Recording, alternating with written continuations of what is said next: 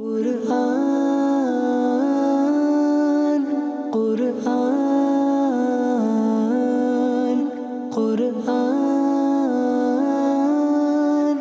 آسان درس قرآن۔ الحمدللہ رب العالمین والصلاة والسلام علی خاتم النبیین، اما بعد فاعوذ باللہ من الشیطان الرجیم، بسم اللہ الرحمن الرحیم، الصلاة والسلام علیک یا رسول اللہ وعلی آلک واصحابک یا حبیب اللہ، الصلاة والسلام علیک یا نبی اللہ وعلی آلک واصحابک یا نور اللہ۔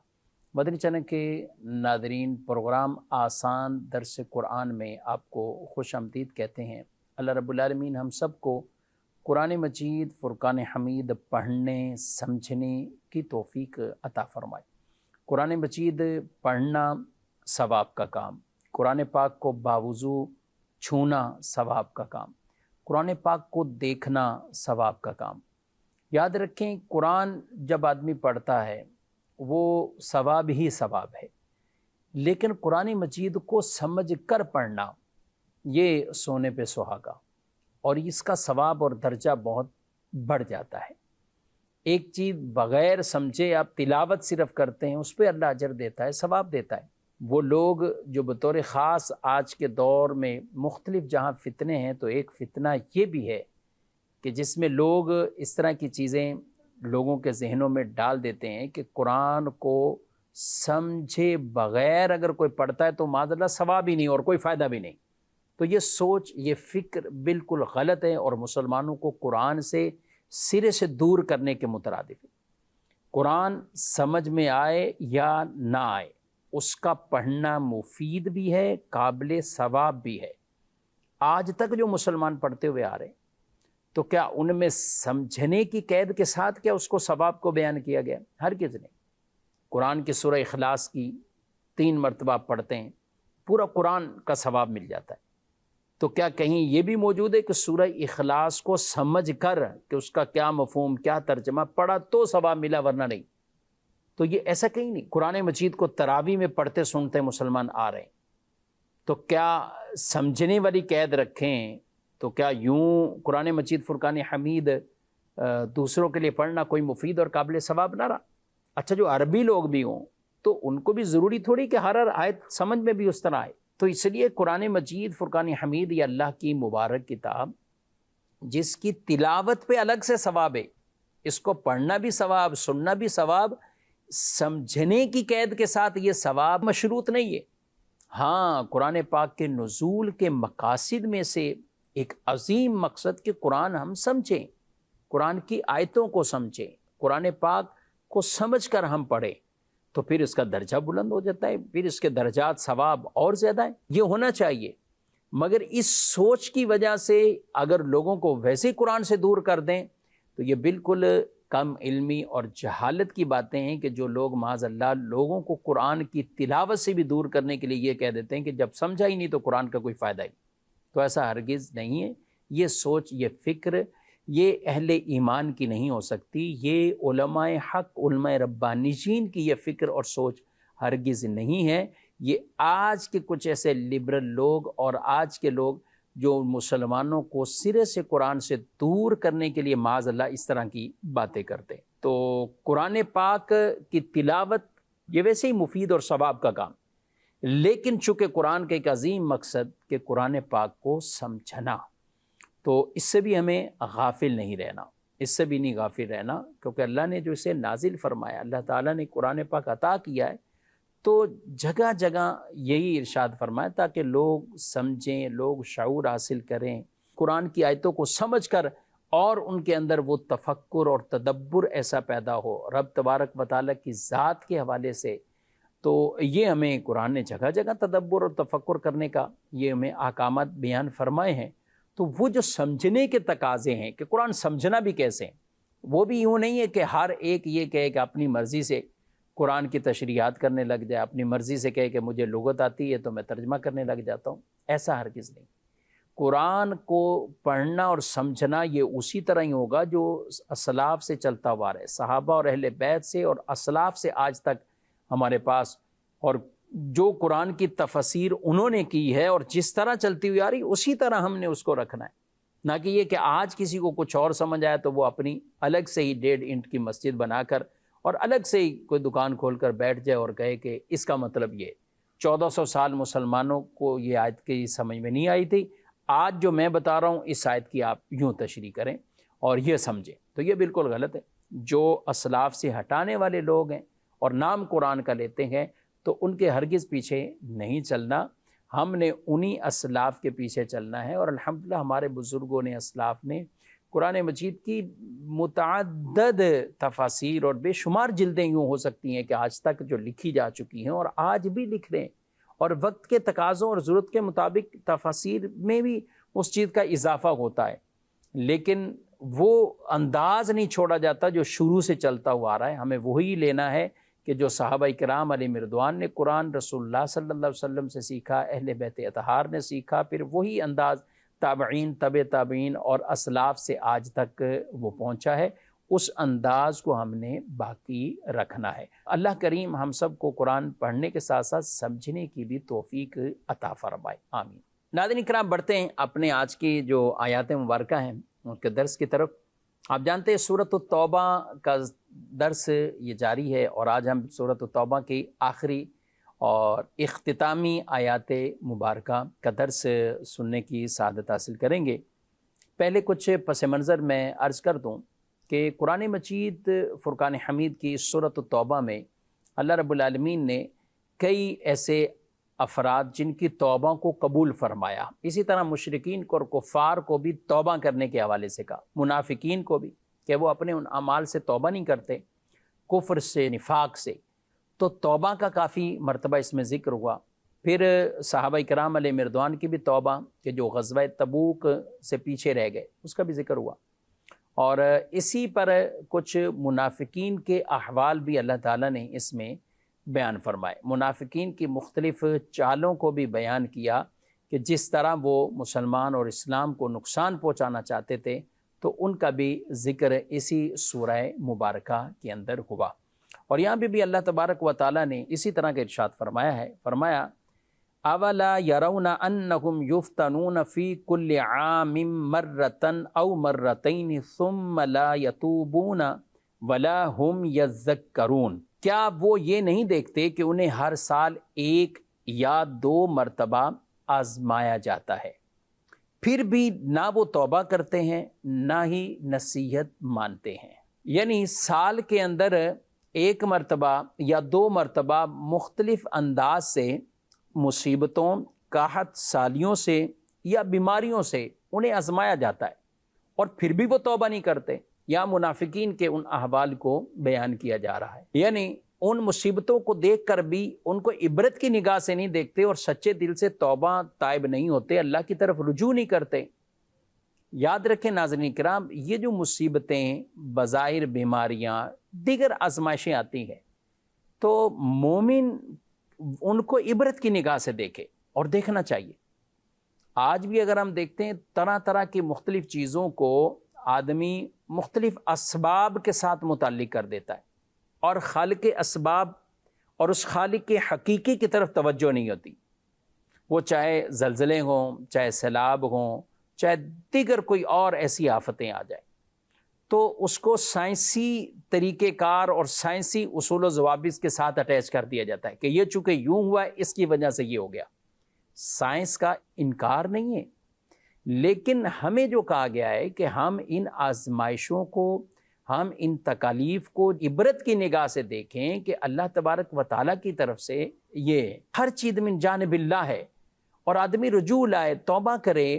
وما اصابکم من مصیبت فبما کسبت ایدیکم ویعفو عن کثیر، جو بھی تمہیں مصیبت پہنچے تو وہ تمہارے ہاتھوں کی کمائی، اور بہت سی چیزیں کا اللہ معاف فرما دیتا ہے، درگزر فرما دیتا ہے۔ تو اس لیے ہمیں اس انداز سے ان چیزوں کو دیکھنا چاہیے کہ مصیبت ہو، کوئی بھی ہو، آزمائش بھی آئے تو ہم اللہ کی طرف رجوع کریں اور عبرت کی نگاہ سے ہم دیکھیں۔ ٹھیک ہے، ظاہری اسباب کچھ بھی ہو، اب بیمار ہوا تو کہتے ہیں موسم تبدیل ہوا، تو بیماری میں بھی رب یوں یاد نہ آئے تو ہر وقت اسے موسم سے ہی اٹیچ کرنا، گرچہ ظاہری سبب یہ بن جاتے ہیں لیکن ایک مسلمان کی توجہ کس طرف ہونی چاہیے؟ تو یہاں یہ ارشاد فرمایا اللہ تبارک و تعالیٰ نے کہ یہ نہیں دیکھتے کہ یہ آزمائش میں پڑھتے ہیں سال میں 1 دفعہ یا 2 دفعہ اور پھر بھی توبہ نہیں کرتے، پھر بھی وہ نصیحت نہیں پکڑتے، تو یہ مسلمانوں کا داد نہیں، یہ منافقین کی حالت اور کیفیت کو بیان کیا ہے۔ اگرچہ فی زمانہ مسلمانوں کے اندر بھی یہ معاملات رہتے ہیں کہ وہ ان چیزوں کو عبرت کی نگاہ سے نہیں دیکھتے۔ تو ہمیں یہ قرآن مجید فرقان حمید کی آیات مبارکہ سے پتہ چلا کہ جب اس طرح کے معاملات ہو تو ہم عبرت کی نگاہ سے بھی دیکھیں اور توبہ کریں، اللہ کی طرف رجوع لائیں۔ آگے ارشاد فرمایا وَإِذَا مَا أُنزِلَتْ سُورَةٌ نَظَرَ بَعْضُهُمْ إِلَى بَعْضٍ هَلْ يَرَاكُمْ مِنْ أَحَدٍ ثُمَّ انصَرَفُوا صرف اللہ قلوبہم بأنہم قوم لا یفقہون۔ اور جب کوئی صورت نازل کی جاتی ہے تو ایک دوسرے کی طرف دیکھنے لگتے ہیں کہ تمہیں کوئی دیکھ تو نہیں رہا، پھر پلٹ جاتے ہیں۔ تو اللہ نے ان کے دل پلٹ دیے کیونکہ یہ لوگ سمجھتے نہیں۔ منافقین کی ایک حالت بد اور بری کیفیت کو یہ بھی بیان کر دیا قرآن کہ جب کوئی آیت نازل ہوتی ہے جس میں ان کو زجر و توبیخ کیا جاتا ہے تو پھر ایک دوسرے کو دیکھتے ہیں کہ انہیں کوئی ایمان والے دیکھ تو نہیں رہے، آپس میں ایک دوسرے کو اشارہ بھی کرتے ہیں کہ یہاں سے نکلو، بھاگو۔ تو ایک دوسرے کو دیکھنا، اور اگر کوئی ایمان والے ان کو دیکھ رہے ہیں تو پھر بیٹھ جاتے ہیں، اور اگر کوئی نہیں دیکھ رہا تو نکل گئے۔ اللہ نے ان کے دل پلٹ دیے ہیں، اس لیے کہ یہ تو شعور والے نہیں، سمجھ والے نہیں۔ ایمان والوں کی کیفیات تو وہ ہیں کہ اللہ کی آیتیں نازل ہوتی ہیں تو ان کے ایمان میں اضافہ ہو جاتا ہے، ان کے ایمان کے اندر قوت آ جاتی ہے، قوی ایمان ہو جاتا ہے۔ لیکن منافقین کی حالت بد کو یوں بیان فرمایا ہے۔ اب اس کی آخری 2 آیتیں ہیں سورۃ توبہ کی، اور یہ ناظرین کرام بڑی مبارک آیتیں ہیں، اور جس میں نبی پاک صلی اللہ علیہ وسلم کی شانوں کو بیان فرمایا ہے۔ اور میں کہتا ہوں ہر امتی کو یہ آیتیں یاد ہونی چاہیے اور ان کو پڑھتا رہے، ان کے پڑھنے کی فضیلت بھی ہے، وہ بھی انشاءاللہ عرض کرتا ہوں۔ اللہ تعالیٰ ارشاد فرماتا ہے لَقَدْ جَاءَكُمْ رَسُولٌ مِّنْ أَنفُسِكُمْ عَزِيزٌ عَلَيْهِ مَا عَنِتُّمْ حَرِيصٌ عَلَيْكُمْ بِالْمُؤْمِنِينَ رَءُوفٌ الرَّحِيمٌ۔ بے شک تمہارے پاس تم میں سے وہ عظیم رسول تشریف لائے جن پر تمہارا مشقت میں پڑنا بہت بھاری گزرتا ہے، گراں گزرتا ہے۔ وہ تمہاری بھلائی کے نہایت چاہنے والے، مسلمانوں پر بہت مہربان، رحمت فرمانے والے ہیں۔ یہاں اللہ پاک نے یہ ارشاد فرما دیا کہ اے اہل عرب، بے شک تمہارے پاس تم میں سے عظیم رسول محمد مصطفیٰ صلی اللہ علیہ وسلم تشریف لائے، جو کہ عربی بھی ہیں اور قریشی بھی ہیں، قریش میں سے ہیں، اور جن کے حسب و نسب کو تم خوب پہچانتے ہو، اور تم میں سے سب سے عالی نسب والے ہیں، بلند نسب والے ہیں، اور تم ان کے صدق، امانت، زہد، تقوی، طہارت، تقدس اور اخلاق حمیدہ کو بھی خوب جانتے ہو۔ یہاں اس لیے من انفسکم، تم ہی میں سے، یعنی تم پہچانتے ہو، سب کچھ کرتے ہو۔ اور یہاں جو من انفسکم جو آیا ہے، اور ایک قرات کے اعتبار سے یہاں پر فا پر زبر، انفسکم، ایک قرات کے اعتبار سے تم میں سے نفیس تر، اشرف، افضل، اعلیٰ، سبحان اللہ۔ تو یہ قرات کے اعتبار سے یہ بھی اس کا معنی کیا گیا۔ تو یعنی رسول اللہ صلی اللہ علیہ وسلم کا جو تعارف اللہ نے پیش فرمایا اور جو شان بیان کی کہ ہیں تم ہی میں سے، نسب کے اعتبار سے، اخلاق کے اعتبار سے، کردار کے اعتبار سے تم ان کو جانتے ہو، تم میں سے سب سے اعلیٰ ہے، اخلاق کے اعتبار سے بھی اعلیٰ، کردار کے اعتبار سے بھی اعلیٰ، نسب اور حسب کے اعتبار سے بھی اعلیٰ، اور جو ان کے اندر امانت داری ہے، صدق ہے، طہارت ہے، تقوی ہے، سبحان اللہ۔ نبی پاک علیہ السلام نے اپنا تعارف خود بھی کیا گیا کہ میں نے تمہارے اندر ایک عمر گزاری ہے، میں نے تمہارے اندر یہ عرصہ گزارا ہے۔ تو معجزات حضور السلام نے دکھائے، لیکن اپنی ذات کو بھی بطور معجزہ، میری ذات، میرے کردار، میرے انداز کو دیکھ لو، میں نے تمہارے اندر ایک عرصہ گزارا۔ اور یہی وجہ ہے رسول مکرم صلی اللہ علیہ وسلم نے جب اعلان فرمایا تھا تو ان قریش کے لوگوں کو اور مکے والوں کو جمع کر کے یہی کہا تھا نا، اس پہاڑی کے پیچھے سے اگر میں خبر دوں کہ کوئی دشمن تم پہ، تو تم کیا کہو گے؟ انہوں نے کہا ہم تو مان لیں گے کیونکہ آپ سچے ہیں، آج تک کوئی ایسی بات ہی نہیں آئی۔ تو آپ نے پہلے اپنے بارے میں، اپنی ذات کے بارے میں، اگر میں یہ کہتا ہوں تو تم مجھے مانو گے کہ نہیں؟ مان لیں گے۔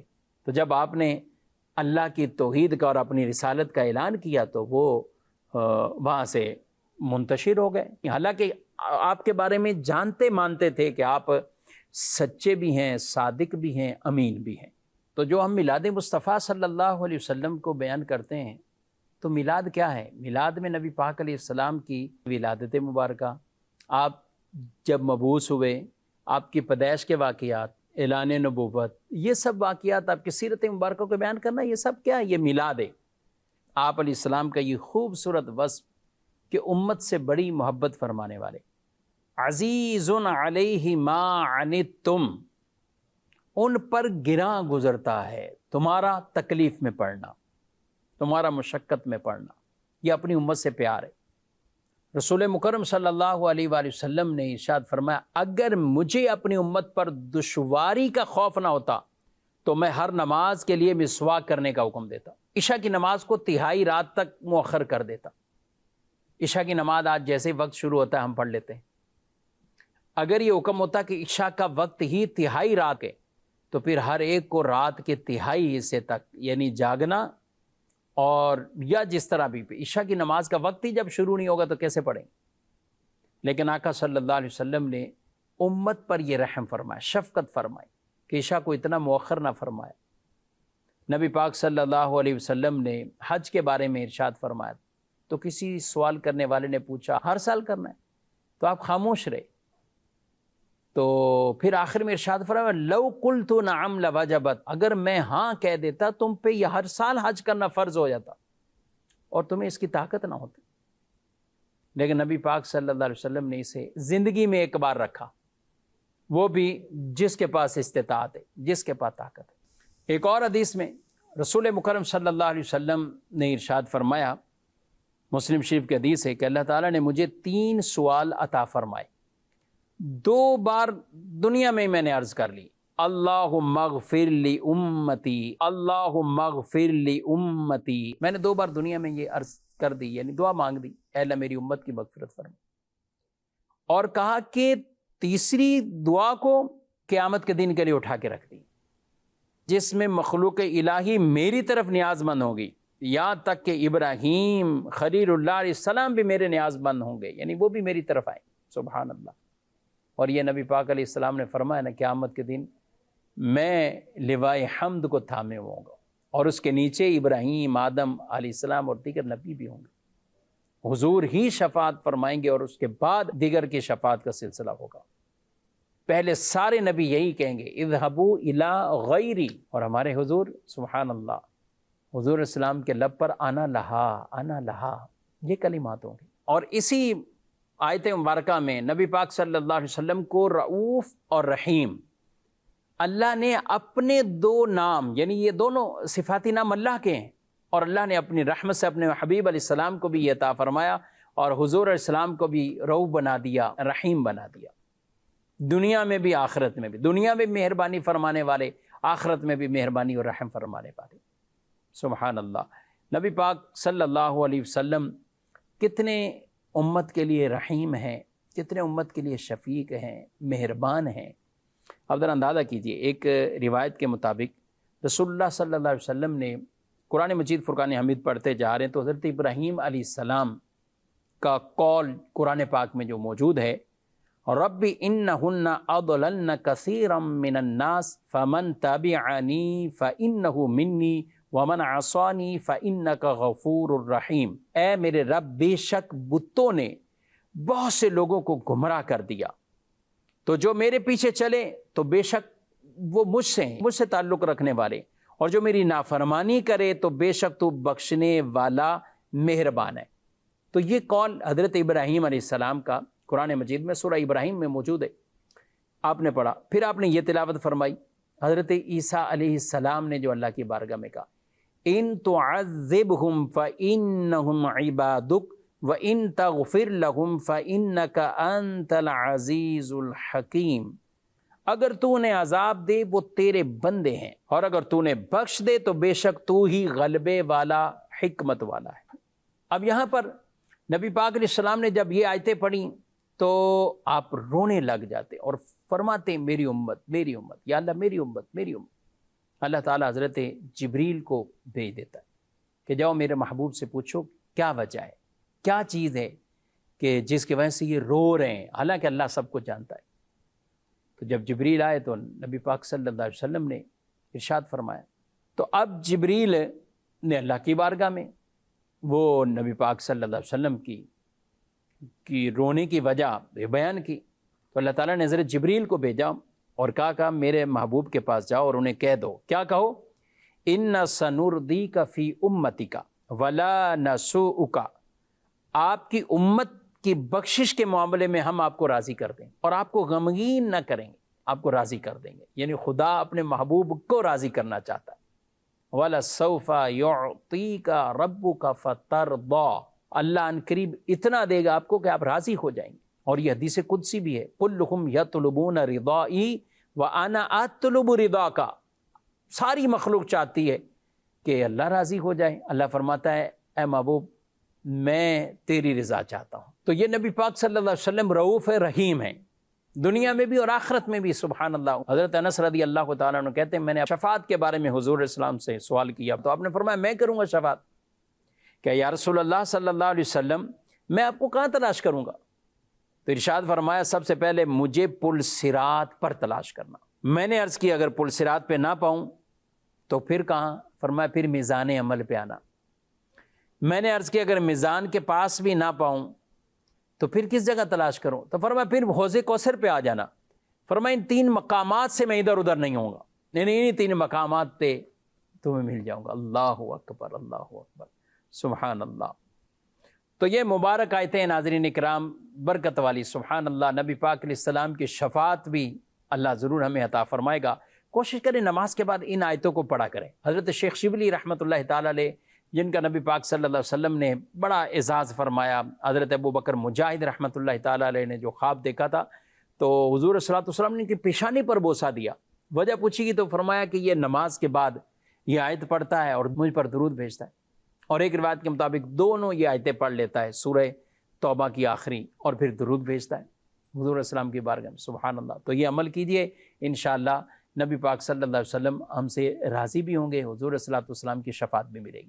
آخری آیت سورۃ توبہ کی، آگے اللہ نے ارشاد فرمایا فَإِن تَوَلَّوْا فَقُلْ حَسْبِيَ اللَّهُ لَا إِلَٰهَ إِلَّا هُوَ عَلَيْهِ تَوَكَّلْتُ وَهُوَ رَبُّ الْعَرْشِ الْعَظِيمِ، پھر اگر وہ منہ پھیریں تو تم فرما دو مجھے اللہ کافی ہے، اس کے سوا کوئی معبود نہیں، میں نے اسی پر بھروسہ کیا اور وہ عرش عظیم کا مالک ہے۔ یعنی آپ صلی اللہ علیہ وسلم سے فرمایا گیا کہ اگر اب بھی کفار اور منافقین وہ ایمان نہ لائیں اور وہ پلٹ جائیں، پھر جائیں، اعراض کریں اور آپ سے جنگ کریں، تو آپ انہیں کہہ دیں کہ مجھے پھر اللہ کافی ہے، یعنی اللہ میری مدد فرمائے گا اور رب تبارک و تعالیٰ پر ہی مجھے بھروسہ ہے، اللہ پر ہی مجھے توکل ہے۔ یہ بڑے مبارک کلمات ہیں، حسبی اللہ لا الہ الا ہو علیہ توکلت وہو رب العرش العظیم۔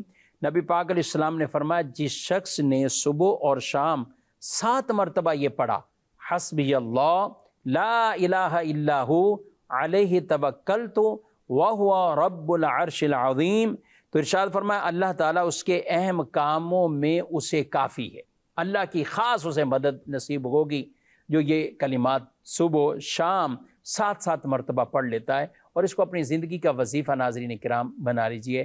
حسبی اللہ لا الہ الا ہو علیہ توکلت وہو رب العرش العظیم۔ اللہ کریم ہم سب کو قرآن مجید فرقان حمید کی خوب برکات عطا فرمائے۔ سورۃ التوبہ اور اس کی آیتیں 129 اس کی آیات مبارکہ ہیں، اور آج ان آیات مبارکہ کا درس یہ مکمل ہوا ہے۔ انشاءاللہ آئندہ پروگرامز میں آپ سورہ یونس سے درس قرآن یہ سماعت کریں گے۔ اللہ پاک ہم سب کو قرآن مجید پڑھنے سمجھنے کی توفیق عطا فرمائے، آمین بجاہ النبی الامین صلی اللہ علیہ وآلہ وسلم۔